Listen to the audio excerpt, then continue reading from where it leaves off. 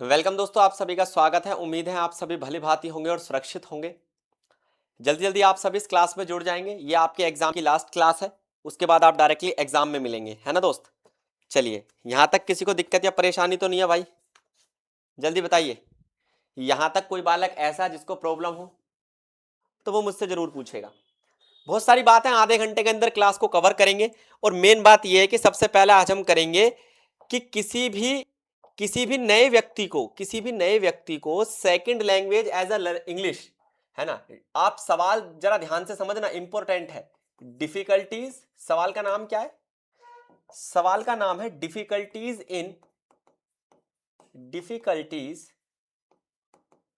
Faced by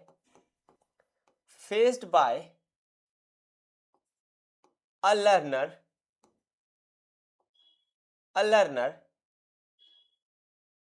learning English as second language।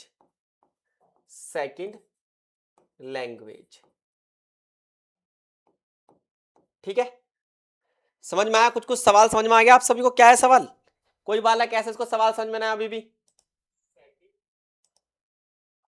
सवाल सिर्फ इतना सा है कि मान लीजिए एक व्यक्ति है, ध्यान से समझना इस चीज को, ये इंपॉर्टेंट है टॉपिक। मान लीजिए मैं कहता हूं ये एक व्यक्ति है ना। इसको बना लेते हैं अच्छे से एक बार, हम सिंपल ही बना लेते हैं। मान लीजिए ये एक व्यक्ति है ना। आप कहेंगे बिल्कुल सर, ये एक व्यक्ति है, ये कोई भी है, और ये इंग्लिश भाषा सीखना चाहता है। अब देखो, एक इसकी खुद की भाषा होगी। मान लीजिए ये इसकी मदर टंग क्या है? आप कहेंगे सर इसकी मदर टंग है, इंडियन कंटेक्स्ट में अगर देखें तो इसकी मातृभाषा है हिंदी। तो इंग्लिश इसके लिए क्या हो जाएगी? आप कहेंगे सर इसी कंटेक्स्ट में अगर इंग्लिश को देखें तो इंग्लिश इसके लिए सेकंड लैंग्वेज हो जाएगी, है ना। क्या हो जाएगी? आप याद रखिए, इंग्लिश इसके लिए हो जाएगी सेकंड लैंग्वेज। और इसी रीजन से इसके सामने ढेर सारी समस्याएं आएंगी। इसके सामने क्या आएंगी? आप कहेंगे सर ढेर सारी समस्याएं आएंगी और ढेर सारे आप कहेंगे हार्ड स्पोर्ट्स आएंगे। ठीक है सर, है? बताइए दोस्त, क्लियर है कहानी? बताइए जल्दी दोस्त। यहां तक कोई समस्या परेशानी तो नहीं है? चलिए, यहां तक कोई दिक्कत और परेशानी हमें नहीं होनी चाहिए। मेन बात क्या है? आप कहेंगे सर इंग्लिश जब सेकंड लैंग्वेज के तौर पर हम सीख रहे हैं तो सबसे पहले कोई भी भाषा जो बनी होती है, भाषा बनी होती है शब्दों से। किससे बनी होती है? आप कहेंगे सर भाषा बनी होती है वर्ड से, है ना। कोई भी एक वर्ड उठाइए, जैसे मैंने फॉर एग्जांपल के लिए एक शब्द उठाया डू। डू बहुत ही फेमस है। गो उठा लेते हैं, गो ज्यादा सिंपल है। गो मैंने एक शब्द उठाया तो इसकी तीन चीजें होंगी। आप कहेंगे बिल्कुल सर, एक होगा इसका प्रोनाउंसिएशन। क्या होगा? आप कहेंगे सर इसका प्रोनाउंसिएशन। प्रोनाउंसिएशन यानी कि उच्चारण, है ना। जैसे कि गो, गो को कैसे बोलेंगे हम? गो। ये तो इसका प्रोनाउंसिएशन हो गया। एक होगा इसका आप कहेंगे सर स्पेलिंग, है ना। एक इसकी क्या होगी? याद रखना, एक होगी इसकी स्पेलिंग जिसमें है आपको पता है जी और ओ शब्द है स्पेलिंग में। भाई एक इसका प्रोनाउंसिएशन होगा, एक होगी इसकी स्पेलिंग। बहुत ध्यान से सुनना, मैं कुछ बताने वाला हूं आपको। आप कहेंगे सर ने पता नहीं कैसे स्टार्ट किया और क्या पढ़ा दिया, कुछ समझ में ही नहीं आया। ठीक है, तो एक प्रोनाउंसिएशन होगा गो, एक होगी इसकी स्पेलिंग और एक होगा इसका मीनिंग। तो हर शब्द के साथ ये तीन चीजें होती है नहीं होती हैं? आप कहेंगे सर बिल्कुल, गो का मतलब जाना। यहां तक समझ में आया आपको या नहीं आया? जल्दी बताओ। कोई बालक ऐसा जिसको अभी भी समझ में ना आया हो? मैंने आपको कहा कि किसी भी वर्ड के पास तीन चीजें होती हैं, प्रोनाउंसिएशन, स्पेलिंग और मीनिंग। होते हैं कि नहीं होते हैं? और यही तीन चीज ऐसी हैं जो बेस ऑफ कंफ्यूजन है। ये क्या करते हैं? एक लर्नर के लिए आप कहेंगे एक बेस तैयार करते हैं। किस चीज का बेस तैयार करते हैं?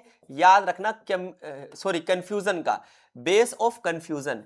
ये क्या करते हैं? कंफ्यूजन क्रिएट करते हैं। कुछ भी इंग्लिश में नया सीखने पर क्या करते हैं? कंफ्यूजन क्रिएट कर सकते हैं। अब कैसे ये कंफ्यूजन को क्रिएट करते हैं ये इंपॉर्टेंट है। ये इस तरीके से करते हैं क्योंकि बेसिकली जो शब्द हैं वो प्रोनाउंसिएशन, स्पेलिंग और आप कहेंगे मीनिंग के बेस पर मेजरली कितनी कैटेगरी में बांटे गए हैं? तीन। सबसे पहले हैं आपके होमोनिम्स। क्या है दोस्तों? आप कहेंगे sir homonyms. Clear? Homonyms. Homonyms के बाद दूसरे जो आपके मोस्ट इंपोर्टेंट है आप कहेंगे होमोफोन्स सर। दूसरे कौन से हैं आप याद रखना, होमोफोन्स। और तीसरे सबसे ज्यादा इंपॉर्टेंट है आपके होमोग्राफ्स। होमोग्राफ्स। यहां तक किसी बच्चे को दिक्कत या परेशानी? तो मतलब किसी भी वर्ड की प्रोनाउंसिएशन, स्पेलिंग और उसका मीनिंग, इसी के बेस पर शब्द को 3 भागों में बांटा गया है। जहां पर होमो का मतलब होता है, आप कहेंगे सर होमो का मतलब होता है सेम। होमो शब्द का मतलब एक जैसा, सिमिलर। सेम भी कह सकते हैं आप, सिमिलर भी कह सकते हैं, इसका मीनिंग ये होता है होमो का मतलब। स्टार लगाना इस बात पे। तो होमोनिम्स, होमोफोन्स और होमोग्राफ्स इस व्यक्ति को इंग्लिश सीखने में क्या कर सकते हैं, कंफ्यूज कर सकते हैं, है ना। इस व्यक्ति को आप कहेंगे सर, इस व्यक्ति को टेंशन हो सकती है, ये सोच सकता है मैं इंग्लिश कैसे सीखूं, है ना। एग्जाम्पल देता हूं मैं आपको। एग्जाम्पल मैंने लिया, ये कहेगा सर बियर, BEAR, BEAR, और आप कहेंगे सर BEER और BEAR। एक ही शब्द डिफरेंट मीनिंग्स। आप कहेंगे यही भालू है सर, है ना, और यही है जन्म देना, जन्म देना, बियर करना। और ये बियर आपको पता एक प्रकार का आप कहेंगे सर लिक्विड है ना, एक अल्कोहल पदार्थ आप कह सकते हैं, इसको तो थोड़ा इग्नोर ही करेंगे। और एक बियर का मतलब होता है सहन करना, टोलरेट करना, सहन करना। तो भाई कैसे याद रखें, क्या कंटेक्स्ट है, डिफरेंट कंटेक्स्ट में यूज हो रहे हैं, कैसे याद रखें? कराएंगे BHDS 183। भाई प्रॉब्लम हो गई। लेकिन एक चीज हमेशा याद रखना कि इन्हें हमें कैसे याद करना है। इन सभी के अंदर मीनिंग्स तो डिफरेंट ही होते हैं, याद रखना। इन सभी के अंदर मीनिंग्स कैसे रहते हैं, आप कहेंगे सर मीनिंग्स तो डिफरेंट ही रहते हैं। मीनिंग्स हमेशा क्या रहते हैं, आप कहेंगे डिफरेंट रहते हैं। होमोनिम्स हो, होमोफोन्स हो या फिर होमोग्राफ्स हो, मीनिंग हमेशा डिफरेंट डिफरेंट देखने के लिए मिलेंगे। फिर तीनों में डिफरेंस क्या है सर, फिर तीनों में आप हमें डिफरेंस बता दीजिए, ये मैं बताऊंगा अगली स्लाइड पर। फिलहाल इसका आप स्क्रीनशॉट ले लेंगे नोट्स बनाने के लिए। ले लिया आप सभी ने स्क्रीनशॉट? जल्दी बताइए। आप फिलहाल स्क्रीनशॉट ले लीजिए। सर मुझे समझ में नहीं आया, प्रियंका दोबारा बताता हूं। सवाल हमारा यह था कि difficulties faced by a learner learning English as second language. English हर व्यक्ति की सेकंड लैंग्वेज होती है। जैसे मेरी, मैं हिंदी जानता हूं, इंग्लिश मेरी सेकंड लैंग्वेज है। ऐसी मैंने कहा ये एक व्यक्ति है, ये क्या है, आप कहेंगे इसकी मदर टंग हिंदी है, तो इंग्लिश इसके लिए सेकंड लैंग्वेज है। अब जब इसने नए नए शब्द सीखने स्टार्ट किए तो इसे पता चला एक शब्द के बारे में मुझे 3 चीजें सीखनी पड़ती हैं। हर एक शब्द के लिए मुझे 3 चीजें सीखनी पड़ती हैं। एक उसका प्रोनाउंसिएशन, उच्चारण, दूसरा उसकी स्पेलिंग, तीसरा उसका मीनिंग। डिक्शनरी जब आप खोलते हैं, डिक्शनरी में यही तो 3 चीजें होती हैं, प्रोनाउंसिएशन, स्पेलिंग और आप कहेंगे मीनिंग। होता है कि नहीं होता है? प्रियंका समझ में आई ये बात? दूसरी चीज, यही कंफ्यूजन पैदा करते हैं क्योंकि इन्हीं के बेस पर शब्द 3 प्रकार के होते हैं, 3 types of words, homonyms, homophones, homographs. अब ये क्या होते हैं इनके बारे में आपको बताऊंगा अगली स्लाइड के अंदर। सबसे पहले हेडिंग बनाइए, आप कहेंगे सर होमोनिम्स। होमोनिम्स के बारे में हमेशा याद रखिए दोस्तों कि यहां पर होमोनिम्स हमेशा डिफरेंट मीनिंगफुल वर्ड होते हैं। यानी कि आप कर सकते हैं होमोनिम्स के अंदर सेम साउंड और सेम स्पेलिंग देखने के लिए मिलती है। साउंड भी सेम होगा, स्पेलिंग भी सेम होगी, लेकिन डिफरेंट क्या होगा, आप कहेंगे सर डिफरेंट होगा meaning. Same sound, same spelling, different होगा मीनिंग। क्योंकि मैंने आपको अभी एक ट्रिक बताई थी जिसमें मैंने कहा था होमोनिम्स हो, ध्यान से सुनिए, होमोनिम्स हो, होमोफोन्स हो, होमोग्राफ्स हो, मीनिंग हमेशा डिफरेंट रहेगा। खेल किसका है, साउंड का, यानी प्रोनाउंसिएशन का और स्पेलिंग का। आप साउंड को यहां पर प्रोनाउंसिएशन भी कह सकते हैं। क्या कह सकते हैं आप, प्रोनाउंसिएशन कह सकते हैं, ठीक है। तो उच्चारण सेम होगा, स्पेलिंग सेम होगी, मीनिंग डिफरेंट होगा। अब आप कहेंगे सर इसका एग्जाम्पल अगर हमें मिल जाता तो मजा आ जाता। एग्जाम्पल दूंगा 3। सबसे पहले क्लब शब्द को देख लीजिए एक बार, है ना। क्लब के बाद आप एक बार बैट शब्द को देख लेना और उसके बाद आप बैंक शब्द को देख लेना, ठीक है। एग्जाम्पल देता हूं, समझना। क्लब, जैसे फॉर एग्जाम्पल इको क्लब, आपको पता है club is a group of people, ठीक है।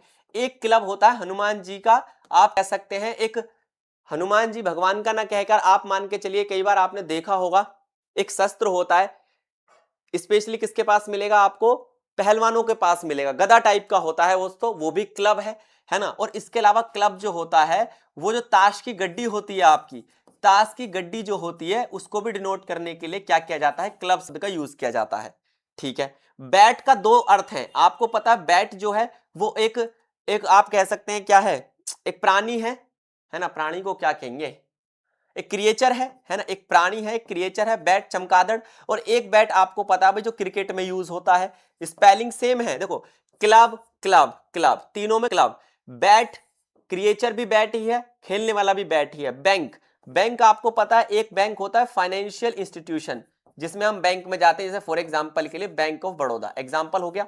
और एक बैंक होता है edge of river, edge of river, याद रखना दोस्तों, नदी के किनारे को भी बैंक ही कहते हैं, नदी के किनारे को भी बैंक ही कहते हैं, है ना। नोट्स कहां मिलेंगे, नोट्स यहां मिलेंगे दोस्त, ये व्हाट्सएप नंबर है हमारा, है ना, यहां मैं साइड में लिख देता हूं। यहां पर आपको इसके इंग्लिश मीडियम की पेड पीडीएफ मिलेगी, फ्री पीडीएफ टेलीग्राम पर, पेड पीडीएफ यहां पर असाइनमेंट भी मिल जाएंगे, लेटेस्ट आ चुके हैं, आप ले लेना 2026 वाले। ठीक, यहां तक किसी को दिक्कत? तो होमोनिम्स मतलब सेम साउंड सेम स्पेलिंग पर डिफरेंट मीनिंग्स, क्लब बैट और बैंक, तीनों एग्जांपल याद रखेंगे। ट्रिक मैंने इनकी बना रखी है आपके लिए, ट्रिक बन जाएगी, आपने न्यूज चैनल का नाम सुना होगा बीबीसी, इससे इसकी ट्रिक बन जाएगी, स्टार लगा लेना। अब मैं आ जाता हूं दूसरे पे, अब आते हैं होमोफोन्स पे।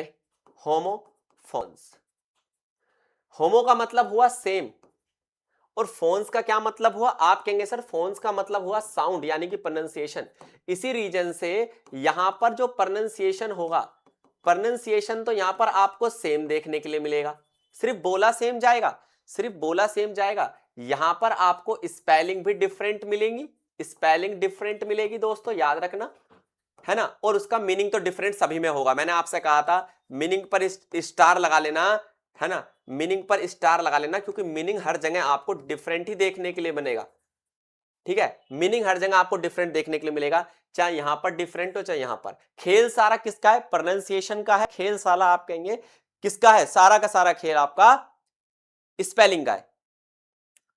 गैस पेपर नहीं मिला, क्यों नहीं मिला भाई? सर साइंस वाले बच्चों के लिए ऑनलाइन क्लास या ऐप बताएं प्लीज। ऐप एजुचक्र एप्लीकेशन है हमारा भाई, क्लास साइंस के स्टार्ट कराएंगे, ठीक। एग्जाम्पल ले लेते हैं होमोफोन्स का, बहुत सारे एग्जाम्पल हैं, जैसे आपने नाइट शब्द देखिए, ये भी नाइट पढ़ा जाता है, ये भी नाइट पढ़ा जाता है। एक का मतलब है योद्धा, जो कि एक यूरोप में होता था, घुड़सवार योद्धा। दूसरी नाइट का मतलब आपको पता है सर रात है। इसके अलावा एक आपको पता है देयर, और ये भी देयर है, साउंड सेम है, साउंड सेम है, स्पेलिंग अलग मीनिंग अलग। एक देयर का मतलब है वहां, नीचे वाले का मतलब है वो वहां है ना, THERE, इसका मतलब है वहां, प्लेस को डिनोट करता है, और देयर मतलब उनका, ठीक है भाई। एक और हो सकता है यहां पर, जैसे मैंने कहा फॉर एग्जांपल के लिए नाइट देयर सी हो सकता है, सी समुद्र, सी का मतलब आपको पता है समुद्र है, और इसे भी हम सी पढ़ते हैं, सी का मतलब देखना। क्लियर है होमोफोन्स? होमोफोन्स आपको क्लियर हुए दोस्त? पैसे देने पर नहीं मिला गैस पेपर, अभी टीम बिजी होगी, मुझे ही मैसेज देखने पड़ेंगे, क्लास के बाद देखते हैं दोस्त, मिल जाएगा, पैसे आपके सेफ है, ठीक है। चलिए यहां तक किसी को दिक्कत नहीं, अब आ जाते हैं तीसरे पे। तो क्या ट्रिक बनी, तीसरे पे आए अगर हम, तो वो बनेगा होमोग्राफ, होमोग्राफ। अब होमोग्राफ की सर क्या ट्रिक बनाओगे आप? ट्रिक ये बनेगी दोस्त, क्योंकि ग्राफ का मतलब होता है आपको पता है लिखना, राइटिंग, ठीक है, तो सेम राइटिंग मतलब यहां पर आपको सेम क्या मिलेगी, सेम स्पेलिंग मिलेगी। यहां स्पेलिंग सेम होगी तो बाकी के दो डिफरेंट होंगे, डिफरेंट क्या होगा आपका यहां पर, डिफरेंट रहेगा प्रोनाउंसिएशन, स्पेलिंग सेम प्रोनाउंसिएशन अलग मिलेगा, और दूसरा मीनिंग तो हमेशा डिफरेंट ही रहेगा, ये मैंने आपको पहले भी बताया था, शुरुआत में बताया फर्स्ट स्लाइड पर कि डिफरेंट मीनिंग। तो मीनिंग देखो, मीनिंग अगर आप देखें एक सिंगल स्टार में अगर लगाऊं, तो आप देखिए मीनिंग तीनों में डिफरेंट है, बस फर्क इतना है कि यहां पर साउंड और स्पेलिंग दोनों सेम है। होमोफोन्स के अंदर सिर्फ साउंड सेम है, और होमोग्राफ्स के अंदर सिर्फ स्पेलिंग सेम है। पढ़ने में दिक्कत हो रही थी ना आपको, सर मुझे गवर्नमेंट टीचर की क्लास करनी है ऑनलाइन, कहां से करूं, मुझे गाइड कीजिए, मुझे नहीं पता। कोई सा भी चैनल उठा लो यार, सब बढ़िया पढ़ा रहे हैं आज के समय में, बैच बैच के चक्कर में मत पढ़ना बस किसी के भी। रीजन क्या है, बैच का सिस्टम बहुत गंदा लगता है मुझे बैच इसलिए देने पड़ते हैं, आप कहेंगे सर फिर आप क्यों बेच रहे हो, मुझे इसलिए देने पड़ते हैं क्योंकि बहुत सारे बच्चे ऐसे जो चैप्टर वाइज पढ़ना चाहते हैं। अब चैप्टर वाइज के साथ क्या है कि यूट्यूब पे चैप्टर वाइज अगर डलवाएं, लॉजिक आप समझो तो बहुत टाइम लगेगा, इसलिए मेन कोर्सेज को एप्लीकेशन पर लॉन्च करना पड़ता है, लेकिन नॉमिनल प्राइस पर करते हैं हम, सबसे नॉमिनल प्राइस है हमारा, पता है ना आपको 150, जिसमें गेस्ट पेपर, क्लास पीडीएफ सब कुछ मिलता है। सर्वर फीस ही, बिल्कुल नुमानस जितनी सर्वर फीस है वो ही लेते हैं हम।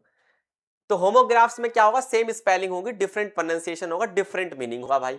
एग्जाम्पल मैं आपके सामने एक रख ही देता हूं, बिना एग्जाम्पल आपको ये भी समझ में नहीं आएगा। सिर्फ हमें क्या रखनी है, स्पेलिंग को सेम रखना है। ध्यान से समझ लीजिए, हमें सिर्फ और सिर्फ यहां पर स्पेलिंग को क्या रखना है, आप कहेंगे सर सेम रखना है, ठीक है। प्रोनाउंसिएशन अलग कर देना है। होमोग्राफ्स में क्या होगी, स्पेलिंग सेम होगी, लेकिन आप कहेंगे सर मीनिंग अलग अलग कर देना है। जैसे फॉर एग्जाम्पल के लिए जैसे मिनट शब्द, एग्जाम्पल के लिए मिनट शब्द हो गया आपका, ठीक है। अगर आप इसे मिनट पढ़ रहे हैं तो ये टाइम को दिखाती है, आपको पता, अगर आप इसे मिनट पढ़ रहे हैं। और अगर इसे आप माइन्यूट पढ़ रहे हैं, माइन्यूट, तो माइन्यूट का मतलब होता है स्मॉल, समझ में आया। ऐसा ही आप एक मान सकते हैं विंड। विंड को अगर आप विंड पढ़ रहे हैं, विंड देखो लिखा तो सेम ही जाएगा, है ना। विंड पढ़ रहे हैं तो ये हवा को डिनोट करेगा। और अगर आप इसे वाइंड पढ़ रहे हैं, वाइंड, तो वाइंड जो है किसको डिनोट करेगा, आप कहेंगे सर ट्विस्ट करने को, मोड़ने को, वाइंड कर देना, वाइंड अप। क्लियर। तो याद रखना दो एग्जांपल इसके, मिनट और वाइंड। कंपोजिशन करवा दी कल की क्लास में, सिंचैन आप लेट हो गए, यहां भी कार्टून में तो आप लेट होते ही हैं, आप यहां भी लेट है। यहां तक किसी को दिक्कत या परेशानी तो नहीं है भाई। 15 मिनट में सिर्फ मैंने आपको ये एक फालतू की बात समझाई है, और मैं आपको रिवाइज करा देना चाहता हूं कि सारा खेल है प्रोनाउंसिएशन का, स्पेलिंग का, और आप कहेंगे सर किसका, मीनिंग का। मीनिंग तीनों में डिफरेंट है। होमोनिम्स में सेम स्पेलिंग सेम प्रोनाउंसिएशन है, होमोफोन्स में सिर्फ प्रोनाउंसिएशन सेम है, और होमोग्राफ्स में सिर्फ राइटिंग सेम है। बीबीसी एग्जाम्पल हो गया आपका किसका, आप कहेंगे सर होमोनिम्स का। और अगर होमोफोन्स का आपसे पूछे तो फिर देयर है, सी है, नाइट है, मैंने आपको बताया था। और आप कह सकते हैं होमोग्राफ में सेम स्पेलिंग रखने के लिए वाइंड है ना। क्लोज भी हो सकता है, मिनट भी हो सकता है, और माइन्यूट, मिनट का दो प्रोनाउंसिएशन बन गए ना, मिनट और माइन्यूट। क्लियर। चलिए, होमोनिम्स और होमोग्राफ सेम ही है क्या सर, हाँ। देखो सुनो, ध्यान से सुन लेना। अब एक चीज बताता हूं लॉजिकल, सारे होमोफोन्स भी क्या होते हैं, होमोनिम्स होते हैं, सारे होमोग्राफ्स भी होमोनिम्स होते हैं, बस। क्यों, क्योंकि देखो सेम साउंड होने के कारण होमोनिम्स में आप होमोफोन्स के एग्जांपल ही लिख सकते हैं, और सेम स्पेलिंग होने के कारण आप कहेंगे सर होमोग्राफ्स को भी आप होमोनिम्स मान सकते हैं। डन, समझ में आया। इसलिए इसलिए आप पेपर में कंफ्यूज हो रहे थे। सर आपके स्पेक्ट्स कहां गए, मैं पता नहीं कहां रख के भूल गया, बहुत देर से ढूंढ रहा हूं, स्टूडियो में कहीं रख दिया है मैंने, किसी ड्रॉर वगैरह में रख दिया है शायद, या फिर अंदर कहीं है, टीम के पास है, समझ में नहीं आ रहा, कहीं ना कहीं तो धरा है मैंने पर मुझे साफ दिखाई देता है। थोड़ा दूर के में दिक्कत होती है, वो भी लेफ्ट आई में, बाकी तो सब साफ दिखाई देता है। ठीक है, आगे चले, यहां तक किसी को समस्या नहीं, आगे चलते हैं नेक्स्ट। अब मैं आपको बताना चाहता हूं सिंथेसाइजिंग के बारे में। Synthesising, synthesising as a writing strategy, writing strategy. अगर आप कुछ लिख रहे हैं, अगर आप कुछ लिख रहे हैं तो सिंथेसाइजिंग को एक राइटिंग स्ट्रेटेजी कैसे यूज कर सकते हैं। और एनालाइजिंग, एनालाइजिंग है ना, एनालाइज, साइजिंग क्यों कर दिया, एनालाइजिंग है ना, analysing as a reading strategy. ये मैं आपको कुछ सवाल कराने वाला हूं, रीडिंग स्ट्रेटेजी, ठीक है। और तीसरे इसी पे हम करेंगे process approach of writing, process approach of writing, जहां पर यह माना जाता है कि writing is a whole process, ठीक है, ये अपने आप में प्रोसेस है। 3 सवाल है भाई, एक सवाल जरूर छपेगा कल के पेपर में, तो इग्नोर नहीं करेगा कोई भी बालक इन सवालों को भाई। करें कहानी स्टार्ट, बुक में समझ में कम आएगा ये। सर मेरा तो एग्जाम भी नहीं है इस सब्जेक्ट का, आपके रिप्लाई के चक्कर में हाफ बहुत बढ़िया है, रिप्लाई के चक्कर में आप कनेक्ट कर रहे। चलो, सिंथेसाइजिंग की अगर बात करें तो सिंथेसाइजिंग का क्या मीनिंग होता है, मीनिंग लिख लीजिए दोस्त। सिंथेसाइजिंग का क्या मीनिंग होता है, हमेशा याद रखना, सिंथेसाइजिंग का मतलब है एक प्रोसेस है, ये एक प्रोसेस है जहां पर हम क्या करते हैं, collecting, collecting and selecting, collecting and selecting informations from various resources, various resources, collecting and selecting information from various resources, एक तो ये चीज इसमें होती है। एंड आप कहेंगे एसोसिएटिंग कनेक्शंस बिटवीन देम, मैंने आपको बताया था ये चीज कि फिर उनमें हमें क्या करना है, उन इंफॉर्मेशंस में क्या करना है, कनेक्शंस अमंग देम, है ना। बहुत सारा होगा, बिटवीन तो नहीं कह सकते, अमंग देम, दो से ज्यादा के लिए। तो हमें क्या करना है, जब हम अलग अलग किताबों को पढ़ते हैं, अलग अलग टेक्स्ट को पढ़ते हैं, अलग अलग ऑथर्स को पढ़ते हैं, अलग अलग न्यूज आर्टिकल्स रिपोर्ट को पढ़ते हैं, तो वहां से हमने अलग अलग सोर्सेज से क्या की, इंफॉर्मेशन को पहले हमने कलेक्ट किया, और फिर उस इंफॉर्मेशन के बीच में जो लिंक है, उस लिंक को आइडेंटिफाई करके हमने सारी इंफॉर्मेशन को सिंथेसाइज किया। सिंथेसाइज का मतलब होता है कंपोजिशन, एक तरीके से आप कह सकते हैं चीजों को जोड़ना। इसके लिए आप क्या कर सकते हैं भाई, ऑर्गेनाइज करने के लिए, इंफॉर्मेशन ऑर्गेनाइजेशन के लिए आप एक ग्रिड बना सकते हैं। इंफॉर्मेशन को ऑर्गेनाइज करने के लिए आप क्या कर सकते हैं, make a grid of resources, make a grid, grid भी कह सकते हैं आप, मैट्रिक्स भी कह सकते हैं, है ना, मैट्रिक्स ऑफ सोर्सेज। तो जो भी सोर्सेज आपने यूज किए हैं उनका एक ग्रिड और मैट्रिक्स बना लो कि इस किताब में से मैंने ये इन्फॉर्मेशन उठाई, उस किताब में से मैंने ये इन्फॉर्मेशन उठाई, है ना। आप उसे समांतर बिब्लियोग्राफी भी कह देते हैं कई बार, जो ग्रिड आप बनाते हैं, तो ग्रिड आपको यहां पर जरूर बनानी पड़ेगी। अच्छा, आपसे कोई भी पूछे कि सिंथेसाइजिंग का मीनिंग क्या है, तो आप क्या कहेंगे दोस्त, कि जब हम इंफॉर्मेशन को कलेक्ट या फिर सिलेक्ट करते हैं अलग अलग रिसोर्सेज से, वो कुछ भी हो सकता है, वो किताब हो सकती है, न्यूज़पेपर हो सकता है, कोई आर्टिकल, कोई रिपोर्ट हो सकती है, या फिर एआई भी हो सकता है, कोई जनरल वेबसाइट हो सकती है, यूट्यूब चैनल हो सकता है। तो अलग अलग रिसोर्सेज से आपने इंफॉर्मेशन को उठाया, उनके बीच में कनेक्शंस को बैठाने की कोशिश की, और आपने उसके लिए एक पूरी रिसोर्सेज की क्या बनाई, ग्रिड या फिर मैट्रिक्स भी बनाई। इसके लिए आप एक टर्म याद रखेंगे, SOAR, है ना। जब भी आपसे सिंथेसाइजिंग पूछा जाए तो आप SOAR याद रखेंगे दोस्तों, सिंथेसाइजिंग में बहुत यूज होता है ये। एस का मतलब है सिलेक्टिंग इंफॉर्मेशन, सबसे जरूरी पार्ट क्या होता है दोस्तों, इंफॉर्मेशन को सिलेक्ट करना। आपके काम की इंफॉर्मेशन क्या है, जैसे आप यूट्यूब खोलते हैं पढ़ने के लिए, तो आप क्या करते हैं, हमारे चैनल पे आते हैं क्योंकि आपने सिलेक्ट किया सबसे पहले कि मैं कौन से चैनल से पढ़ूंगी। फिर जो कुछ आपने पढ़ा भाई, सीधी सी बात है, उसे आप क्या करेंगे दोस्तों, ऑर्गेनाइज करेंगे, है ना भाई, अपने कॉपी में नोट्स के तौर पर क्या करेंगे, ऑर्गेनाइज करेंगे, सीधी सेंस है। और फिर क्या करेंगे, एसोसिएटिंग कनेक्शंस, फिर जो भी इंफॉर्मेशन आपने जगह जगह से पढ़ी है, एसोसिएशन ऑफ, आप कह सकते हैं इंफॉर्मेशन, ठीक। तो जो भी एसोसिएशन का मतलब है मेल मिलाप करना, जो जो इंफॉर्मेशन आपने वेरियस यूट्यूब चैनल से पढ़ के ली है इस सब्जेक्ट की, उसे आपको कलेक्ट करोगे और नोट्स बनाओगे अपने। वॉइस ऑफ हो चुकी है, कौन कह रहा है, जो भी एसोसिएशन का मतलब है मेल मिलाप, कहीं नहीं, यहां तो सही चल रही है, ठीक। इसके अलावा आर का मतलब होता है regulating your writing, regulating your writing, ठीक है दोस्त। तो आपको क्या करना पड़ेगा, अपनी राइटिंग को रेगुलेट करके चलना पड़ेगा आपको। रेगुलेट का मतलब यह है कि आप कुछ लिख रहे हैं, एग्जाम्पल मैं इसका सभी का दूंगा आपको। मैं मान के चलता हूं कि आप एक किताब लिख रहे हैं, एक किताब लिख रहे हैं, बहुत प्यारी नोवेल लिख रहे हैं आप एक। तो आपने क्या की, बहुत सारे नोवेलिस्ट हैं, आप हिंदी में नोवेल लिख रहे हैं, तो आपने प्रेमचंद को पढ़ा, प्रेमचंद की बहुत सारी नोवेल आपने पढ़ी।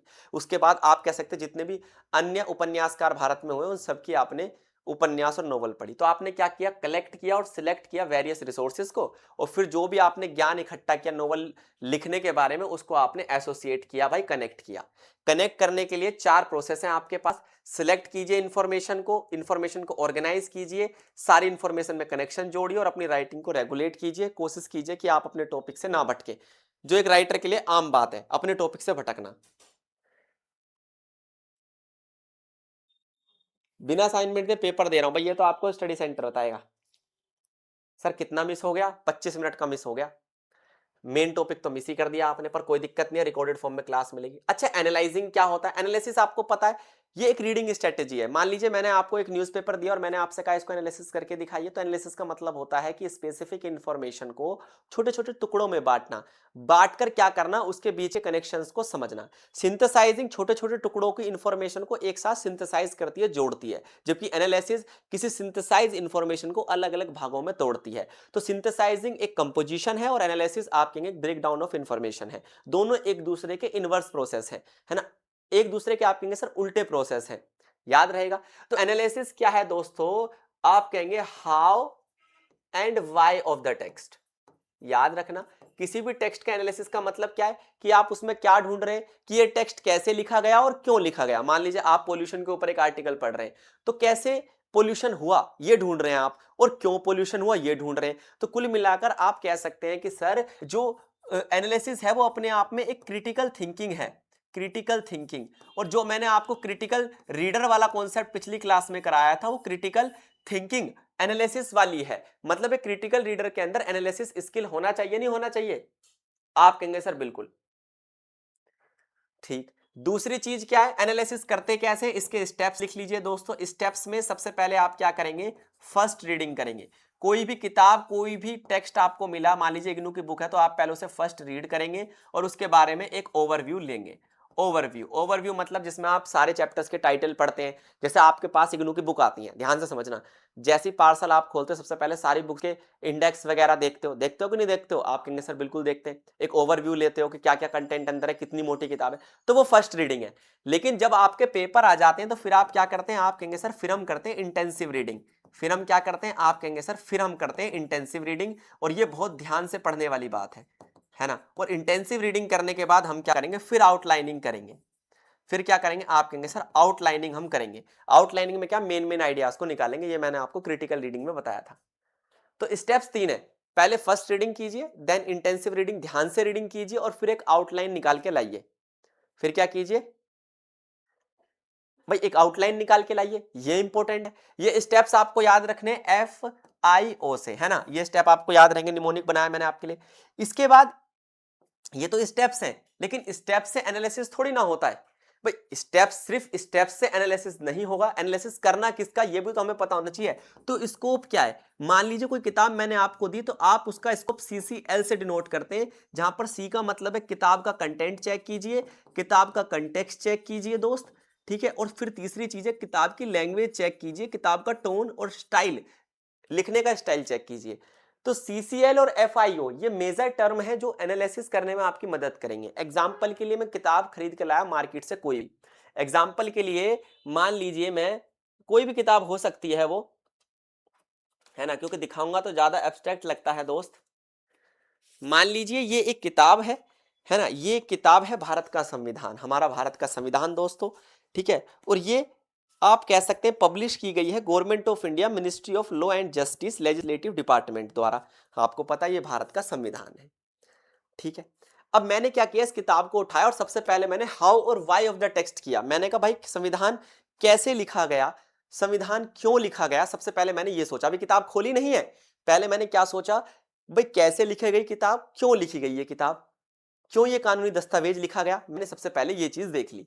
अब आप कहेंगे सर ये तो दिक्कत नहीं है। स्टेप्स क्या होगा, पहले मैं उस किताब को पढ़ूंगा, संविधान की एक ओवरव्यू लूंगा, सारे आर्टिकल्स देखूंगा, मेजर मेजर पार्ट्स देखूंगा। फिर इंटेंसिव रीडिंग, फिर एक एक आर्टिकल को ध्यान से पढ़ूंगा और मेन मेन आर्टिकल को आउटलाइन कर दूंगा।